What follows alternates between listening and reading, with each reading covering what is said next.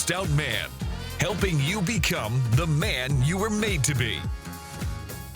Hey guys, it's Kevin Davis from the Maxed Out Man Podcast. This is episode number 38, and I am here with Jody Sedrick, who is a good friend of mine. We had an opportunity to do a podcast about a week ago on his Father's Fire podcast. He also does a podcast for RoadFS. He is the CEO of Mobility Software and RoadFS. CEO of, what's the name of your company? Zenware is the name of the company. Man, we have a product called RoadFS. I am struggling, guys, this morning, talk about telling the truth on these podcast technical issues. I have not had enough of my amino energy caffeine drink this morning. So Jody Sedrick, thank you very much for being here. I will let you tell your story because clearly I'm not doing a very good job of it this morning. So I appreciate you taking the time and being here. You know what? If you can't laugh at yourself, then what's the point? Well, I've done like 70 or 80 of these now on different podcasts. You think I would know a little bit more about what I'm doing, but obviously I'm still making this crap up as I go along. You know what? I've done 240 of Father's Fire, and there's still inevitably something that's happened. So, well, tell us a little bit about who you are and what you do, and I'm more and just I'm super interested in your story. We've had an opportunity to visit quite a few times and follow each other on social. Yeah, so I am the proud husband of a beautiful wife. We've been married almost 35 years in February. We have 6 beautiful kids, 4 of which Judy and I had together, and then God brought us 2 more via the adoption. And so we have a nice rainbow colored family. Our 2 kids are from Haiti, and my wife's Filipina. And my kids are very proud to be half Filipino and leaning towards the Filipino side. And then I have a software company, as you said, Zenware. We have a product called RoadFS, which is a mobile service application geared, not only for the automotive industry, which you and I play in, but also for other industries. And we also have another product called Harvest Point that is geared towards the agricultural space, where we track the food from the time it was picked all the way to the pack house. And we do a lot of different custom software development projects for people. They come to us with ideas. We have a patient EMR system. We have, just a whole bunch of them. So keeps us pretty busy. And I want to talk more about fatherhood and all that too, but I'm interested on, is that something that you went to school for? Is that something you kind of learned? I saw on your Facebook profile that you study Spanish, which I think is interesting. I've actually been trying to learn Spanish. My daughter spent 6 months in Costa Rica at a Spanish immersion school. And, I've got my Babbel app out, working a little bit here and there, but that's good. That's an interesting and good skill to have. But yeah, no, I actually started out when I was younger. Excuse me. I wanted to be a Navy pilot, but they wouldn't let me fly because of my eyes. And they was this after watching Top Gun? No, that was, dude, you got to remember, I graduated in 83. So you're about 9 years ahead of me. All of my friends, we were in high school when Top Gun came out, the first one. And it was like everybody wanted to go be a Navy pilot. And what's funny is that one of my good friends is actually, he became a jet fighter pilot, which is, ironic, but anyway. Yeah, when I was 12, from 8 to 13, my dad was stationed in Pensacola, where the Blue Angels train, and one of the pilots of the Blue Angels was actually in our church, and he spent a lot of time with us young boys, and I just had mad respect for him. He drove a Trans Am. He was just the ultimate cool, right? And I really looked up to him. And when I turned 18, I'm like, all right, I want to go on a mission, but I want to go and talk to the Navy recruiters. And they're like, dude, you have no hope, right? Back then they wouldn't let you fly with corrected vision. And so I'm like, and they're like, well, you tested really high on the language test. You should go be a translator. I'm like, dude, if I'm not flying, I don't want to go in the Navy. So my other interest was as a kid, I was really infatuated with old time radio. I am a big fan of CBS Radio Mystery Theater, all of those old shows. I love them, right? So I actually went into radio for about 10 years, was a disc jockey, music director in San Francisco, the Bay Area, kind of all around. And in the mid 90s, radio became really hot property. I mean, it was moving hands. In fact, in 1 year, I was at 3 different stations in the same building. And I'm like, yeah, I don't know if I want this kind of volatility in my life. So Judy and I went to Arizona. I was going to go to flight school. That was a disaster because we took a big leap to Tucson and didn't really do any research. And it was like in the worst depression of Tucson. I couldn't get a job. And so we ended up coming to Boise, Idaho, because our first married friends moved here. And I'm like, you know what? I'm going to go study Spanish. So that's when I got a degree in Spanish. And while I was in college, my buddy that said, hey, come move to Idaho. He was really into computers. He goes, we should start a computer magazine. I'm like, dude, I don't like computers. I don't want to have nothing to do with computers. He goes, yeah, but you're a good sales guy. You could be over marketing. And so that's how I got pulled into it. So we started this little business. I was out doing ad sales and marketing. The problem is 3-4 weeks into it, the third partner quit, and my poor other guy, Dave, was left building the magazine, doing all the layout and graphic design by himself. So by necessity, I learned. And then this crazy thing called the internet came about around that same time. So I started dabbling in web design, and 20 years later, I'm in computers. That's crazy. It's funny because it's always interesting to me because I'll meet different people, or I have known different people that I'm friends with, acquainted with, and then I start to hear their stories, and I realize how closely the stories will line up in certain ways. And I don't know if that's a God thing or that's just like these are kind of it steers us towards these decisions because of our interest and our makeup and all that. But I've lived in Arizona. I worked in my degrees in exercise physiology, and then I have a second one in business. And then I went to work for a software company out east, a startup back in the .com days. And then from there, I opened my own web development company, which I still own and I've had since 1999. And so it's like this. We actually lived in Pocatello, Idaho, the other side of the state, and now I live in Montana. And so it's funny how these paths can cross, and how those how life kind of takes you in those different directions, right? Yeah, it's been a crazy journey, but I just live, and I've always been kind of like you. I'm kind of more entrepreneurial minded, so I tend to be willing to put it all on the table or jump, and I'll build the parachute as it goes, right? I'm very willing to jump on an intuition where a lot of people are like, let's build some pieces before, right? And that served me well, but it's also put me, where I've lost big, but I've also won big too. So I'm willing to put it on the table.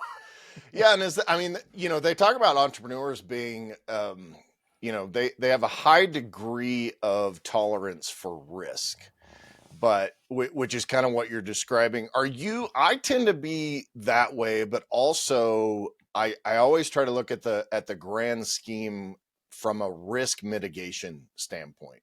Yeah, I'm not that guy. You're not that guy. No, and that's why it's good that I have Rod as my partner. Right. Rod is I will come up with these ideas and he'll go, whoa, whoa, whoa, whoa, dude, let's not jump yet. Let's kind of figure things out. Right. And I mean, that balance is really good for me. But on the flip side, my risk taking is good for him because Right. I will push him in areas that he probably wouldn't do it. And so it's a good balance, but I still probably would take more risk than if he wasn't my partner. And that's just the reality of who I am, right? I'm willing to build it, right? I'm willing to jump off the cliff. Yeah, and Literally. You you need both of those, especially in business and actually in a marriage. I'm curious because my wife, I've been self-employed, like I said, since 98, 99. So I've been married 28 years. So most of our, 24 of the 28 years that I've been married, Did you say you got married in 89? I got married in 95.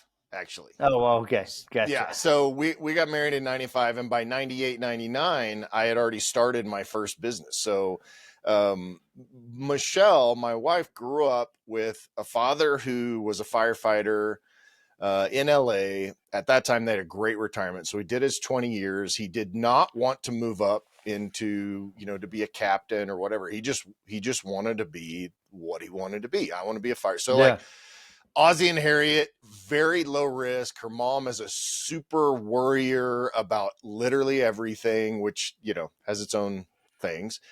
But, so Michelle is very risk averse. Like she's very, is Judy that way? Which, because that can cause us some issues over time. Yeah, no, my wife's, she's willing to take the risk with me. It's interesting because before we started Zenware / RoadFS, we actually worked at another software company that went through 3 rounds of investment. And by the time the 3rd round of investment, and I actually was over their national sales. I managed a team of 6 across the nation. And we built that company from our first sale of $29 to about a $6 million a year company. And by the time the 3rd round of investment came around, I just was burnt out, right? And the CEO came in from New York, right? And I'll never forget, I was on a phone call and I had it on speaker, and you could tell he was being really impatient, right? And then when I got done, he came back and he said, "Hey, I'd like to talk to you." So I go into his office and he's like, "Well, you know what? He's like, I've let the entire software development team go."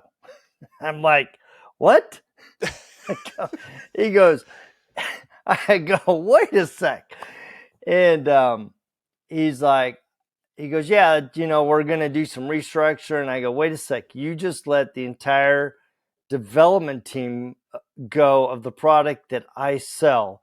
So what am I to sell?"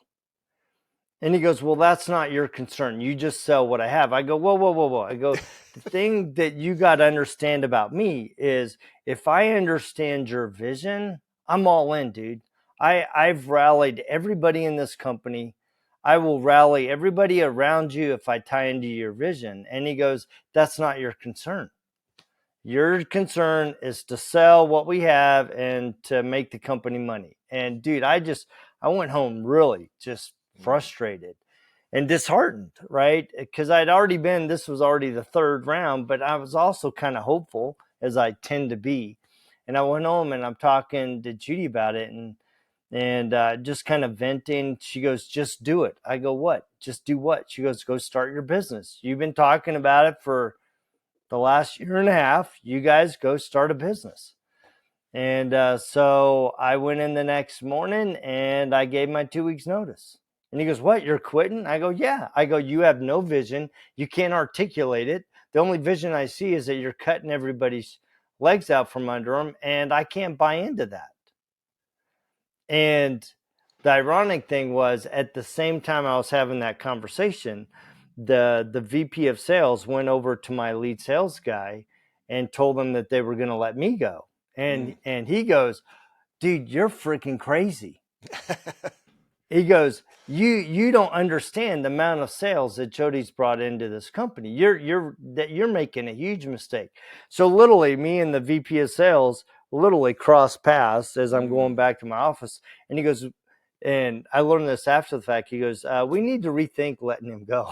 He goes, well, he already quit. Yeah. Nice. So I went from a six-figure salary to zero. Been there. Yeah. And overnight, and went 9 months without a paycheck, and just started building out of my kitchen. And Judy was a big supporter of that. She's like, we'll figure it out. So yeah. Long story to a short answer. No, I mean, I think I love that because I said it in a way that would indicate that Michelle is not that way. She just comes at it from a more, oh crap, how are we going to do this? But I still support you standpoint. Then like, hey, I'm all in. Let's figure out a way to make this happen. So I think with my adventures and because I own 12 brands. And we've been through we've been through multiple, we've had years where we've made multiple six figures. We've had years where we've made negative 5 figures or 6 figures. And so it's like, so she's been up and down and over the years, she's gotten used to it. But believe, the great thing about wives that are that way is that you always have that security that someone values what you're trying to do for your family, I think. Yeah. Yeah. And that's really important. I mean, I always felt, and I still feel Judy's always got her back.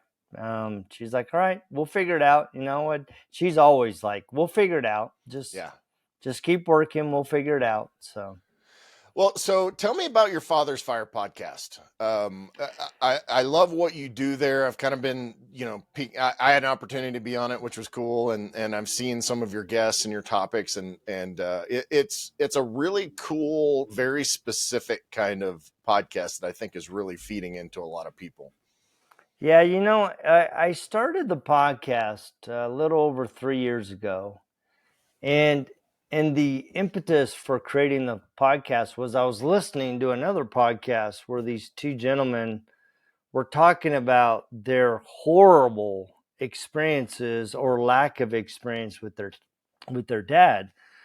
And I'm listening to this podcast, and I'm thinking about the narrative that we consistently hear about dads are deadbeats, they're absent, they're abusive, they work too much. And I'm like, dude, that was not my experience as a father or as a kid, right? I had a dad. I'm the oldest of 8 kids. I had a very involved dad. Yes, he was very demanding because he was in the Navy, and he had a bit of a temper. But well, man, you got 8 kids. You can't have chaos if you've got 8 children in the house. we were very regimented. I mean, I was saluting it too, right? And but my dad we were a very poor family, but he was very invested in him, and my mom were very invested in our family. And so I had a great role model as a dad. And so I'm listening to this and I'm like, man, there's got to be a voice for dads who are trying, right? And I'm trying to be a good dad. I have 6 kids and have so many experiences that I can tell out of my own experience as well as my experience with my dad. So that's how I started the podcast, was just talking about my experiences with my dad, lessons that I'd learned, things that I saw, lessons that I learned through the adoption process. And then I'm like, you know what? I'm going to start interviewing other men who I see are trying to be good fathers. So I specifically said, all right, God, show me men who are trying, and I don't care what their backgrounds are. So I've interviewed men in Scotland and and Mexico and all backgrounds, right? I have a really good friend out of Detroit. He's been on my podcast, and he runs a program called Involved Dad that I help him with. And it's just been amazing because I've had so many just deep conversations about addiction, about abuse, about neglect, about the hole that a father can put in somebody's heart because they're absent or they're abusive, but also the role that a dad can have in like launching you to incredible heights, right? And so what I've seen is that we're all trying to figure it out. There's no playbook for being a dad, right? And we're all trying to figure it out. But I think we haven't created a safe space for men to talk about their doubts, their struggles, their internal battles, whether that's just self-doubt, whether it's addiction, whether it's, the trauma from being a kid, and so I've just tried to create a space where we can have those kind of dialogues. And dude, every podcast I learn something touches my heart. That's yeah, I mean, I think that's awesome. I like the way that you present it as we're all kind of making this thing up and doing our best, and trying is something that, that we all do. I'm curious, as you talk to different people from different men from different cultures, do you find the same kind of struggles and issues and all that? Do you find those universal? It's universal. It is absolutely universal. Every man that I have talked to has needed their dad in their life. And their dad has either been a hole in their heart or has been, like in your words from our thing, a launching pad for their life. And when you don't have that influence of a dad throughout your life, men really struggle. They really struggle to find their identity, to find a role model, to try to figure out how to be a man, how to be a dad, how to be a husband, right? Because they haven't had a model to emulate, and they really struggle, but they have this internal desire to become what they didn't have, and they're trying to piece it out. And so a lot of the men that I've seen that haven't had a good father model is they try to piece it together from different men that come into their lives, whether it's a coach or a professor or some kind of mentor. I mean, or somebody in their church, right? They try to piece these things together. And what I found too is, on the flip side, men that had that good role model, they still struggle, right? But they struggle with different things, and so, but I think it's universal. I mean, I think we all inherently want to be good men. We all inherently want to be good fathers, and we don't necessarily have all of the pieces, and that's okay. Yeah, it's kind of like, I just had this thought of, somebody in a foxhole that is trying to assemble a rifle, and running around the foxhole trying to pick up all the pieces they need, and not necessarily finding all the pieces they need because they need to do battle. Because really, fatherhood is a bit of a battle with the world, and trying to, especially now with our society. And I think this has been the case if you look at even 90s sitcoms. The dad is the bumbling idiot, makes mistakes all the time, is not very smart, is weak, and I think that's even over time has gotten even worse. So even like a pop culture model is the opposite. I made a statement. Somebody posted a picture on Facebook, and they literally had the dad that was throwing the kid up in the air in the swimming pool. And I made the statement on that. I said, hey, and I said something like, this is why we need dads in kids' lives. That simple statement. I got like 3 comments that said, well, it's not just dads, moms are important. And what about moms that are married to other moms? All this. I'm like, dude, all I was saying is that you need a father to be there to do things that most moms don't, because, and I was amazed. I ended up having to just delete the comment because I was like, this is a ridiculous conversation. Yeah. Well, and it shows that we have undermined the role of men as fathers. And it's sad, right? And I'm a big believer that one of the critical things of any society is the strength of the family. And when you have a father and a mother in the home and they're unified and they're driven by purpose around their family, you get a better, stronger society, right? And I get it, right? We have so many single moms, we have so many single dads. So we've really tried to shore them up and bolster them up. And yes, you can do this. But the reality of the situation is what we really need is a father and a mother in the home to create a foundation for these families. Do the others work? Yes. But I'm telling you, they're working like they're a three-legged stool. Mm-hmm. There's a core piece missing. And they're trying to play both. And I know it's not politically correct to say this, but they can't ideally fulfill both. They can try, and they do a great job of trying to fill the pieces in, but it's not the same.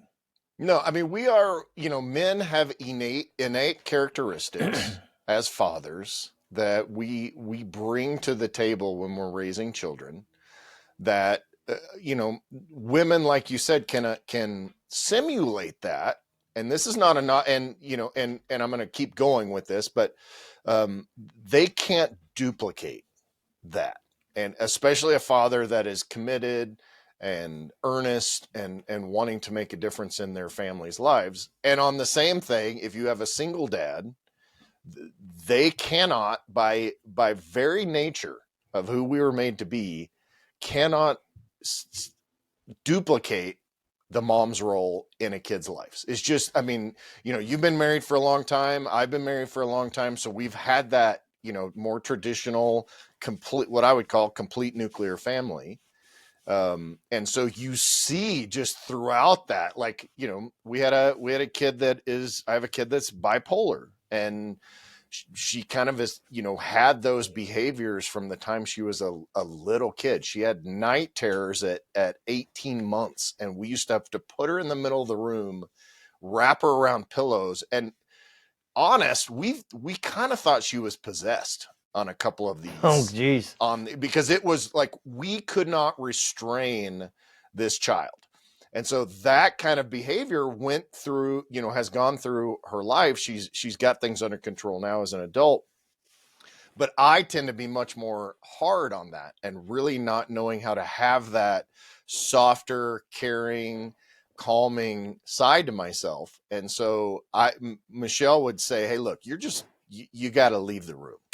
You got to get out and to do that. Whereas, and then on certain cases, she, we have this picture of my daughter in a little jumpsuit, like a tank person's jumpsuit, a mechanic's jumpsuit.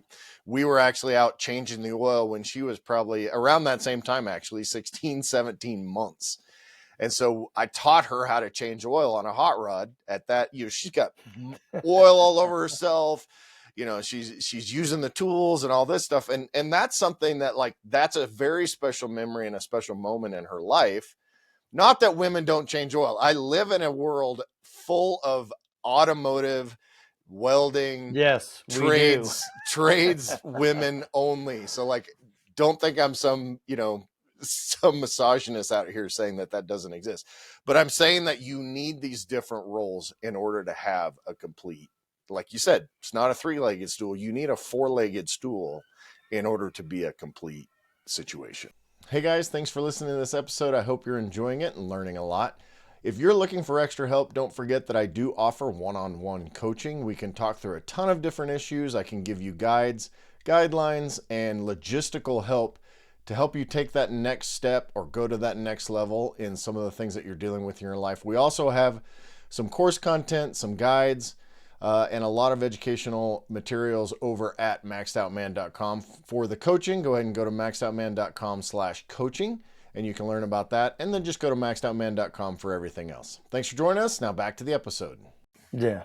Yeah, it just makes a huge difference. And it's like you pointed out, my wife, she tempers the beast in me, right? Because I can be demanding, I can be very forthright, and sometimes you need a gentler touch. And Judy and I've had to tag team back and forth. It's like, all right, it's time for you to step away, or it's time for you to step in.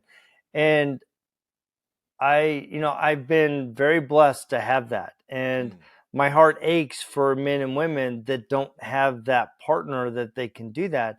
And dude, shout out and kudos to them for doing everything they do. But I just see in my experience, both in working with families and my own family, I just see that there's so much benefit to having, that more of a nuclear family setup. It just, in the long term, it's so much more beneficial, especially when it's healthy. Yeah, a Right. I healthy one. want to emphasize That's a healthy, that's a good one right? for sure. Good Because, caveat. dude, you can have a nuclear family that's worse than being a single mom or a single dad. 100%. Yeah, and that's not. Don't misinterpret my words that are, those that are listening. That I actually grew up with a single mom. Unfortunately, my mom has drug addiction, alcoholism, and so I pretty much started raising myself at 6 or 7. I've talked about it on the podcast before slightly, but that the single mothers and single fathers out there are just doing the absolute best that they can, and honestly trying to make a life for the kids and provide for them emotionally and spiritually and financially, and give that security. So I can't imagine trying to do it myself. But statistically, even if you look at the statistics, it shows very definitively that as the nuclear family began to disintegrate, as we got more into what I would call a divorce-friendly society, that all of these issues started to become more prevalent. Yeah. You've got Yeah. crime and teenage All of pregnancy and drug addiction, and like all of those numbers went up. It's not a correlation versus causality. It's pretty much a causality situation. Yeah. I agree 100%. So tell me about this adoption. I think that you were in a unique position on this podcast, because I don't know, we actually just had a family in our church that adopted a little baby, a little girl, but it was in the United States, and so it's still a process. They had about 6 hours notice to fly out to Texas from Montana and go get this baby. And so it was a different process. But take me through like how you were led down this path to adopt, having, because a lot of times you kind of hear, oh, well, we're not able to have children naturally, and so we want to adopt and all this. But like, you had a pretty full duffel bag of kids already, and then you made the decision to do this. So I'd love to learn more about that process and kind of the ups and downs, and kind of what led you down that road, and just everything around it. Honestly, I'm super curious. Yeah, when Judy and I first got married, we always intended that we were going to have our own kids, but in the back of our hearts and minds, we kind of knew that we would either foster or adopt down the road, right? So we were always kind of open to it. And then in about 2008, my wife got invited to go to Haiti on this trip with one of our friends in our ward. Her family was actually going through the adoption process, but they would go down there every 6 months, and they invited Judy to go, and they would go and volunteer in the orphanage. And so Judy would go, they would weigh the babies, take care of them for a week, check on their progress, figure out what foods and supplies they needed at the orphanage. And just, it was a great time. Judy went there like 3 times, like every 6 months she would go. And my son actually ended up going on one of the trips as well. And that's a completely different story. I mean, that completely changed his life. But I remember she was going on a trip in October, and the Sunday before she was supposed to leave on this trip on Monday, she woke up and she had a dream. And in the dream, she went to Haiti and she met this little girl that was just a little chatterbox following around, wouldn't leave her alone. And long story short, she woke up and she told me about this dream. And I said, if the dream plays out, then I guess we're bringing a kid home, right? And she goes, but I think there wasn't a boy in the dream, but I think there's a boy as well. I'm like, okay, well, whatever. So, and I want to be sensitive because it was her dream, right? But on Thursday that week, she calls me up and she said, she's just crying. She's in tears. And she goes, I go, what's up? She goes, I found her. I go, what do you mean? She goes, well, remember that little girl in my dream? Well, today I met this little girl. She followed me all around. And the piece that was significant about her dream was in the dream, at the end of the day, she brought the girl back and she asked her name. And the lady said something like Nerdly or Nertalu or Noodle. She goes, I couldn't get the name right. And she goes, so at the end of the day today, I brought this little girl back and I asked her the name and they said, well, her name's Cynthia. She goes, no, that's not right. She goes, what's her name? She goes, well, her name's Cynthia Nertalus. Oh, wow. And, the divine just set on her heart. And she goes, I found her. And so I'm all right. So I started the process while she was still waiting. I started making all these calls. And when she got back, we started going through the background checks and the fingerprints and all that stuff, right? And we're about 2-3 weeks out from that experience. And the orphanage calls us and said, hey, Cinch has a brother that just got dropped off at the orphanage. Do you want him? Wow. So we're like, yeah, sure. So we were in the adoption process for 2 years, and we were stuck in the first of 4 government agencies. And the person that ran the orphanage, Haitian government. And he's like, look, he goes, I could speed the process up. He goes, I'm trying to stop the corruption in our country. So I won't bribe. I won't go around the system. And I know it takes longer, but I'm not going to bend to the process. I'm trying to make it better here in our country. And I'm like, okay, I can respect that, And so we would go on these trips and visit the kids and come back. And that had, I kind of have mixed emotions about that, going there and coming back. And, but eventually the earthquake hit, the big one. And they're like, all right, because there was such a humanitarian crisis going on, they expedited all of the adoption for the children that were currently in the process in America, Canada, France. And they basically took all of these kids that were in the adoption process and expedited it and got them out of the country in an effort to relieve the chaos that was going on in Haiti. So literally they called us up on a Monday and they said, you need to be here in Miami on Friday to pick up your kids. Wow. So we had to move rooms, we had to get beds, we had to get furniture, we had to get clothes, we had to get airports and hotels. And I'm telling you, man, God just opened up the door. People donated hotel rooms, people donated airplane tickets. I mean, we had beds and it just all came together, but it was sheer chaos.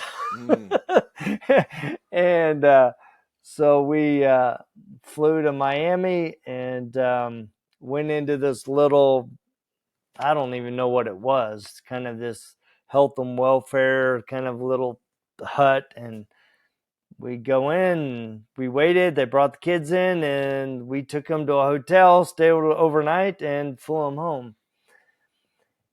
And there was a really impactful moment. Actually, there were a couple, but one that just really struck my heart. We got on the plane, and as we're landing in Boise, our son, Ashton, was at the window looking out.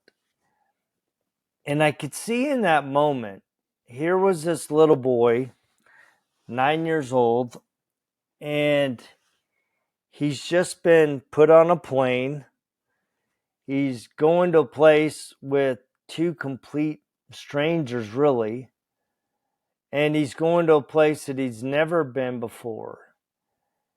And the look of just fear, concern, what's going on, just it just stays in my heart, right? And in that moment, I'm like, all right, I have a big job here, because I'm dealing with a kid that's got a lot of internal emotions going on that he can't even process. He can't even articulate.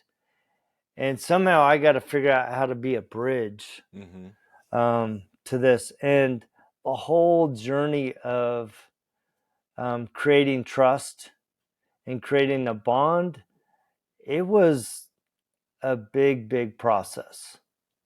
And it's taken not weeks, not months, it's taken years to kind of work through that. And I think a lot of times people have this idea, and I get it, right?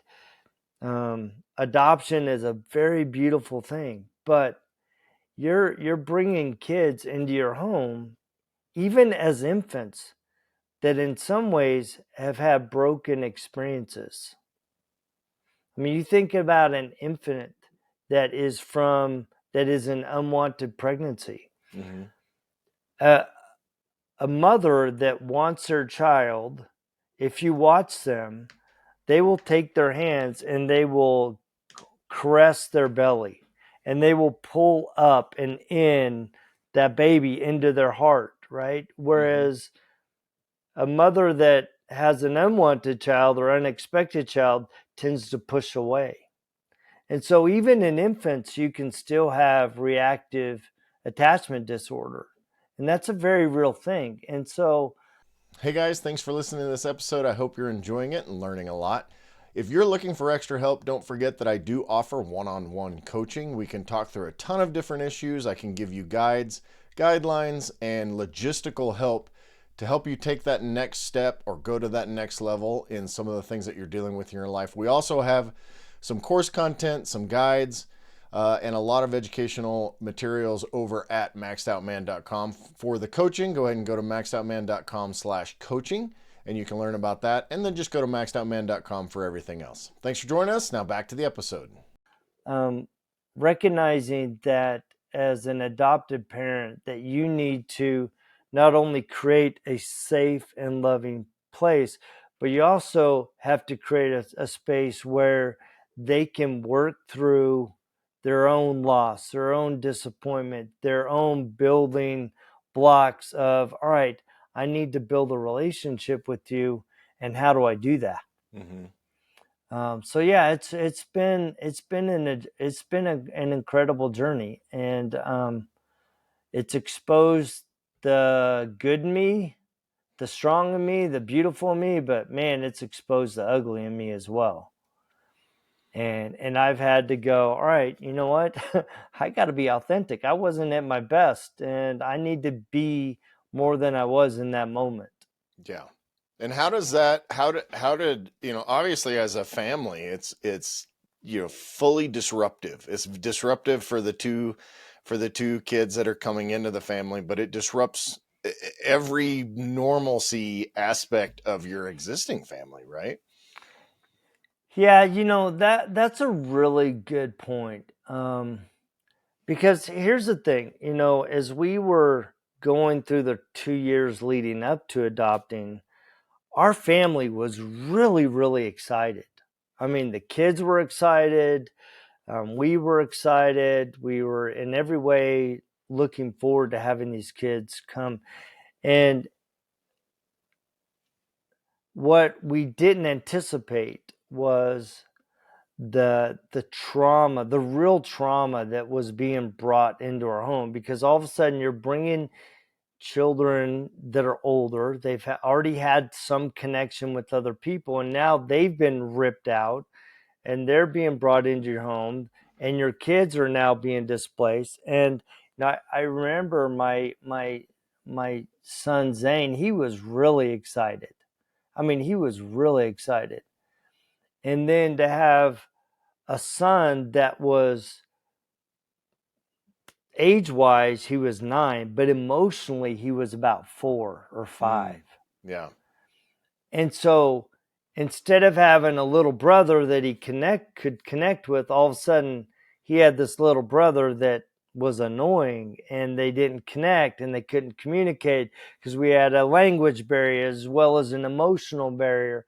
And so Judy and I had to be very cognizant of going, all right, we have our new children that have these needs, but now we have our existing children that have new needs that we've never had to deal with before. And so we became very purposeful in doing monthly dates with our kids. Now, she would take one kid, I would take one kid. And literally the first 2 years, Judy and I cannot leave the house without one of us being home. There was so much trauma going on, right? And so Judy and I have been religious about having date nights. Well, date nights got very creative. You know, we would go buy a big thing of Ben and Jerry's ice cream, and we'd go into a room and we'd watch a movie, or we'd make cookies. And, you know, my oldest son, you know, he was older. So once the kids were asleep, we would go for walks together and talk and commiserate and celebrate, you know, the triumph or the challenge of the day together. And so we had to figure out ways that Judy and I could come together and work through the things that we needed to do as parents, the things that we were experiencing on an individual basis and a couple. So it was a big adjustment across every aspect of the family, right? And I remember when we were going through the adoption process in Idaho, they actually, and I've shared this before in other podcasts, but when you're going through the process, they make you do parenting classes. And I'm like arrogant going, well, dude, I got 4 kids. I'm great. I got 4 kids. What do you need? I need them parenting classes, right? But I remember that the one set, there was 2 sessions that I really remember, but this one, they showed these videos of these parents that have adopted and interviews with kids who are adoptees. And they were like the worst, heart-wrenching stories I'd ever heard. And I'm like, I'm driving home, you know, one kid set fire to the house, one kid ended up committing suicide, the parent, you know, some sent the kids back, and I'm like, man, what the heck? I'm driving home, and I'm asking Judy, I'm like, what, did they not want us to adopt? and I said something that became prophetic. I said, in love, all things are possible. Mm-hmm. But what I didn't realize was that while that statement is true, what I didn't realize, and I came to realize, that love is hard. Mm. And love is not truly tested until it's gone through the furnace of adversity. And so, as we have brought our kids together, we have had to learn how to love. They've had to learn how to love. They've had to learn how to trust, and vice versa. And Judy and I have had to be very purposeful in creating an environment where all of our children can work through their own personal doubts, their own personal trauma, their own personal loss, anger, sadness, excitement, happiness, joy, right? It's been this crazy journey. But in the end, the furnace of affliction has refined our family and made us something that is absolutely beautiful. That's amazing. Which is part of why is that part of why your podcast is called Father's Fire? Yeah, because it's like I want to ignite the fire within all of us to be better husbands and better fathers, right? But it's really true love is not realized until it's tested. Yeah, and it's doing marriage mentoring and counseling and all that. It's love is a verb and a choice, right? Like the romantic idea of what love does exist. I still get those feelings for my wife, and of course, but love in and of its core is an active choice that you have to make. And some days it's easier than others, with our kids, with our spouse, with our coworkers, and with society in general. And I think that's a really profound way to put that.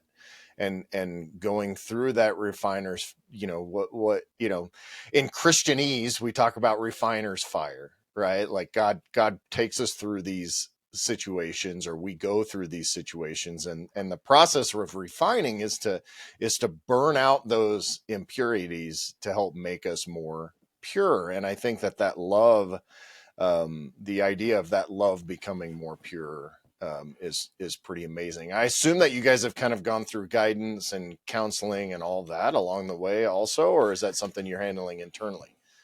Our kids have. Judy and I haven't, mainly because we've had such a powerhouse in each other. Mm-hmm. And that's been very helpful, right? And we spend a lot of time in prayer together and counseling together.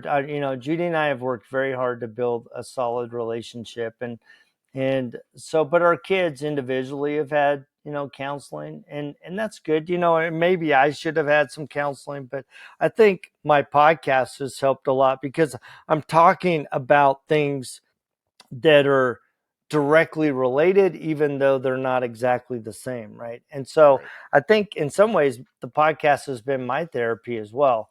And so it's been good. I think one of the things, especially as I think back, if people are looking to foster care kids or adopt kids, I think one of the key things is that you have to recognize that these children are coming from broken situations. So they are going to be on high alert, Mm-hmm. right? They're going to be on the defensive because the people that should have supported and cared for them have let them down. And they've had to rely upon themselves. And so you coming in and saying, I got this, is like, whoa, dude, I've not seen that, right? And one of the things that really helped our family was as you know, we're big water family. We spend a lot of time in the boat, water Mm-hmm. skiing and surfing and all that stuff, wakeboarding. And one of the things that really helped begin the process of trust was the first time that we took our kids out on the boat. Because, all of our 4 kids that were raised in our home, they got out, they're wake surfing, they're wakeboarding, and our 2 kids are going, hey, I want to try that. But there's a different thing when it comes to actually doing it. Mm-hmm. And so, I remember getting on the platform of our boat. It's a 3-foot platform. I'm standing there, and I got Cynthia on the edge, and she's looking at, we're out in the middle of the lake, this dark water, and she's like, I'm not sure I want to get in this water. Right? Yeah, that looked fun, but I'm not so sure. And I remember I'm like, I got you. Right.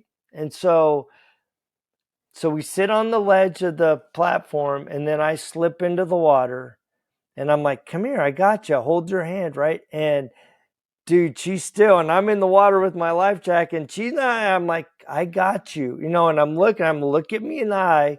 I got you, man. I kind of half pulled her in, and dude, I mean, she just grabbed my neck. I'm like, about choking me. I'm like, to breathe, relax, right? And I push her away from me, and I'm like, look at me, I got you, right? And so she was forced in that moment to 100% rely on me. Mm-hmm. She had to trust me, right? And so we just sat in the water, and I'm like, look, the life jacket's got you. I got you. And I think that we rush to try to make the connection instead of going through the process of connection. Mm-hmm. That's yeah, I kind of want to let that hang a little bit, but yeah, that building trust is got to be one of the biggest things. And for our own kids, I think I talked about on the podcast that my daughter again had talked about. She had sent me a text for Father's Day, and having that confidence and trust in me, and that no matter what, that I'm always going to to that ideal to say, hey, look, I've got you, right? You're safe to explore the world, right? And to learn these new things, and to work past some of that trauma that you've faced, and to go, to do all of those things. But yeah, it's that's got to be one of the bigger challenges. And I'm curious. So let's say that we got dads and moms that may be listening to this that are not going through the adoption process or have not had adopted kids. What have you learned from the adoption side of things and going through this with your two adopted kids that would transfer over to advice to give to dads, that maybe just have a couple of kids, maybe have one kid, trying to do the best they can? Well, and I think, you know what, I think it applies to all kids, right? Especially, I think a lot of times, when your kids are young, they trust you, they look up to you, you're their biggest hero, right? And then somewhere around 12, 13, 14, you become the biggest idiot in the world. And the enemy in some cases. And the enemy and the most uncool dude in the world, right? And it's like they're embarrassed of you, they're annoyed by you, right? And I think that jolts a lot of dads, because all of a sudden the whole dynamic has changed. Mm-hmm. But the principles are the same, with being adopted or having your kids. All of a sudden they're working through who they are, where they fit in. Are they loved? Are they respected? Can they trust you? Are everything that you've taught them in the past, does that make sense? Can I rely on that? Wait, everybody else is telling me I should do this, and that's not aligning with what I've been taught, right? And so the same, I think a lot of dads struggle because all of a sudden they're dealing with a stranger in their house. Mm-hmm. Because their kids are discovering who they are, and they repel against that process, when in reality they need to know that, one, they have a guiding post that they can always turn to. The problem is we tend to, instead of being the guiding post, be the beating post. Mm-hmm. And try to beat the craziness out of them instead of letting them embrace the process of growing and discovery. And I think a lot of dads struggle with allowing their kids space to figure out who they are. And we try to put a thumb on it and go, no, and we try to squash them instead of going, you know what? It's just part of the process. And we all have that. We all, you know it. I mean, your kids are completely diabolically different, right? Yeah. And Yep. one's just like my daughter. I have that same daughter, that is antagonistic and I'm reactionary, right? I Yeah. have that, right? And we tend to, especially when we're butt heads. But the thing that helped us was I always said, look, I know we're not seeing eye to eye here, but I'm still here Yeah. and I still love you. And guess what? I need to say I'm sorry. Mm-hmm. I think a lot of dads really struggle with saying I'm sorry. I mean, I tell my kids all the time, look, I'm not the perfect dad. Surprise. I go, but I do love you, or I try to love you perfectly. Mm-hmm. And that means embracing the differences and where we don't get along. And I'm going to go along for the ride. And I think it's the same, whether they're adopted or their own. Eventually you reach a point where they have to develop that trust in the relationship that you've built, and sometimes they have to rediscover it. Mm-hmm. And that rediscovery process can be painful.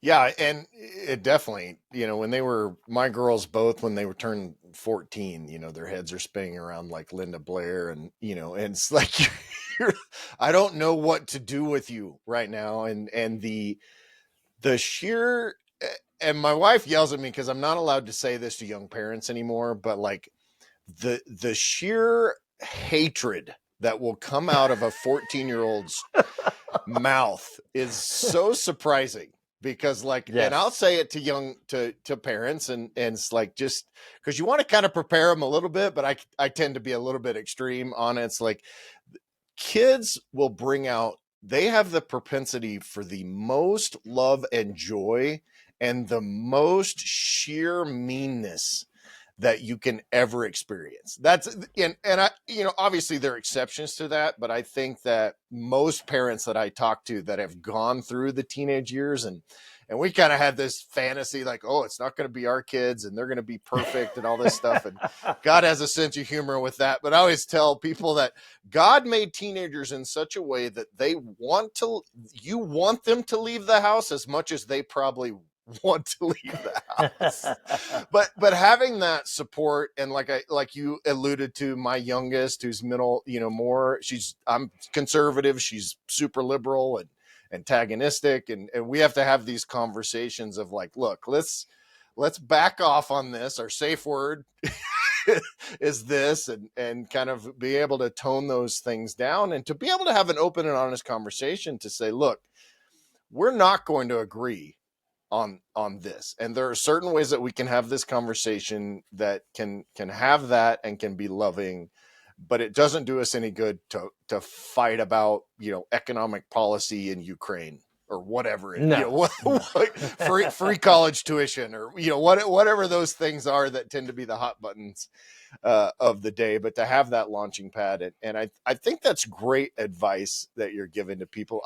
Last question, I've kept you for a long time, but I'm curious. So you're good. with my own marriage, and I think I don't know if I told this on your podcast, I've said it so many times, but I used to tell the girls, look, I'll make two more look just like you. There was a joke, I think Bill Cosby told that joke, but it's like and they always knew that mom and my marriage was the foundation of our family.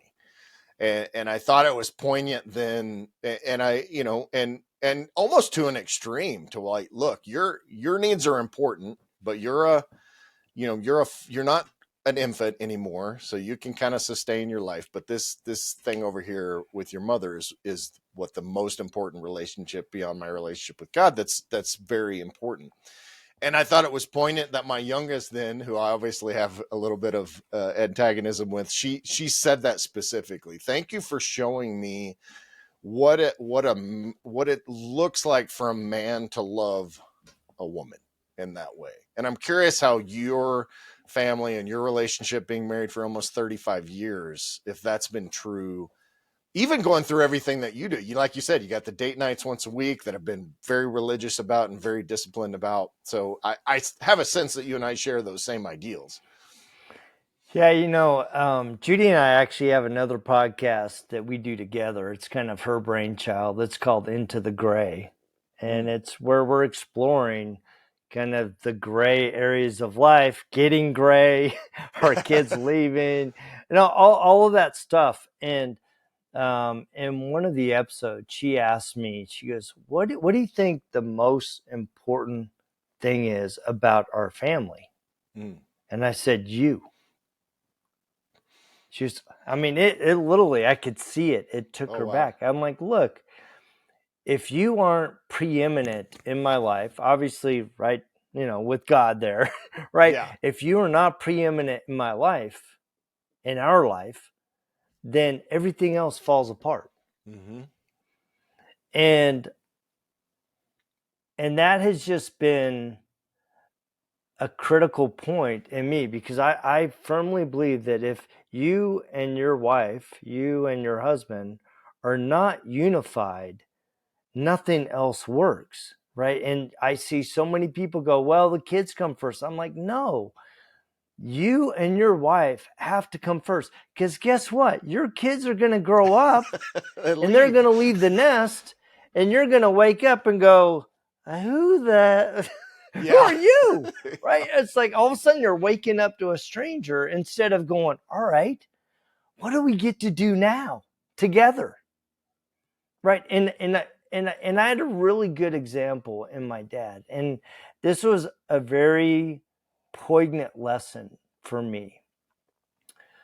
I remember very clearly, I was about 18. I was still at home, and my younger brother was going through this very, he was 16, he was being a punk, just kind of everybody sucks and I'm the best. And man, he got in my mom's face. Just was being disrespectful. And my dad walked in to the house and saw this. And he walked over and literally pinned my brother, took a hand around his neck, pinned him against the wall. It's the only time I really saw my dad lose his cool.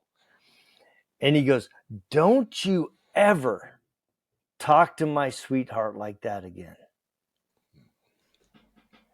Yes, she's your mom. But first and foremost, she is my sweetheart. And nobody talks to my sweetheart that way. Yeah. And it just seared in my mind that, you know what? My mom is preeminent in my dad's life. Right. She is the angel of his heart.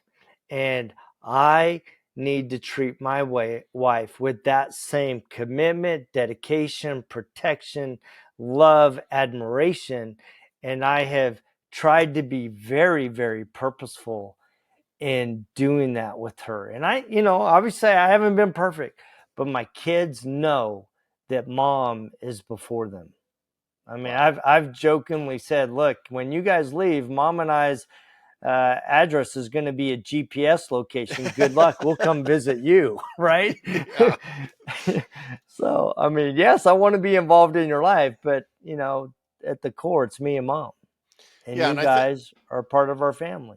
Yeah, I think it's and so many couples miss that. I think that's why you see these, we had a guy at church the other day that, he was married for 29 years and then he got divorced. And I'm like, first of all, the logistics of that and just the sheer, I don't want to be that. I don't want to be in my early 50s starting that over again. It seems just easier to make it work at that point. But and in most cases, when we've seen that, it's a situation where you become mom and dad, or you become, and in a lot of cases, you become mom, and then the dad becomes the provider and the golfer and the fantasy football guy and all of those roles that he takes on. And you forget to be husband and wife first. So I think that Yeah. I did a short form video the other day that basically said one of the ways that I really strive to tell my wife, who she is by cherishing her. I use the word cherish, which is something that, is so important. And I tell Michelle all the time, I wish you could see yourself the way that I see you. Because I think women oftentimes we all have self-esteem things, but a lot of times women do, and different women have it in different degrees. But I think that's a statement to make sure that your wife knows how important she is in everything that you do. I cannot imagine a better place to end this in terms of poignant place. I mean, I cried a little bit on your podcast. I cried on this podcast with you. I don't know if I could handle these things emotionally, but we'll have to do this again. I'd love to do it. I mean, it's, I love these conversations, right? Because I think we need more of this as men. Yeah. It's important for us men to open up, especially to other men, and go, you know what? This is what I'm struggling with. This is what I've done. This is what I've learned. Man, this is what's worked for me. Oh man, this really didn't work for me. And what have you done, dude? Cause I'm at a loss. Yeah. Right. And creating these kind of spaces where we can have these dialogues and share the things that are really the most important. I mean, yeah, we're both entrepreneurs, and yeah, we both have businesses, but at the core, the most important thing is the lady next to you and the kids that you guys brought into this world and get the opportunity to be parents for. Yeah. Rest of it's just minutia. Yeah, right. I say it all the time that don't get so busy trying to build money, success, all of those things, and forget that the whole purpose of those things is to build the life that you can have. And, Jody, I really appreciate your time. I'm interested. Can you share, like, if somebody's interested in the adoption, first of all, we want to know how to find you and learn more about you and your podcast, but also if someone is thinking about the adoption process, do you have a particular resource that you send them to? Every state's a little different, so I would just look for a local adoption agency. They'll be able to, hear the one that we use. God, now I'm pulling a blank on their name, but they were great. I mean, they were just like, they had experience both locally as well as international. And so and that's one of the decisions that, if you're thinking about adoption, do you want to adopt locally, internationally? Do you want to adopt older? There's so many nuances to it. And I just tell people, like, look, dude, God's going to kind of pull you if it's right for you, but recognize that love's hard, and it's going to be a journey.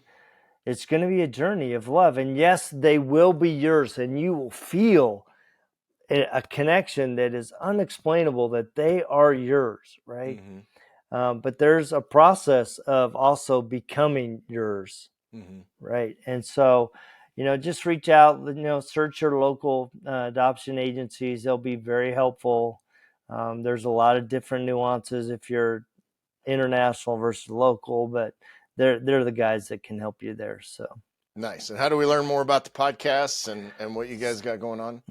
So podcast is Father's Fire. It's on YouTube, Father's Fire. I have TikTok, my TikTok, Instagram. I have Jody Sedrick and also Father's Fire. So either one. And I'm on Facebook. Just search Jody Sedrick. I'm sure you'll find me. and I'll put some links in the show notes as well. Hey man, I really appreciate your time, and this has been awesome. This is kind of kicked off a really busy day for me, but it's going to keep me, it's been something that is, poignant to me and important to me. And this connection and our friendship is I love that it's going to continue to grow. So thanks so much, buddy. Well, thank you. It's been a pleasure, man. If you're looking to really maximize your life and become the man you were made to be, head over to maxedoutman.com and get your journey started today.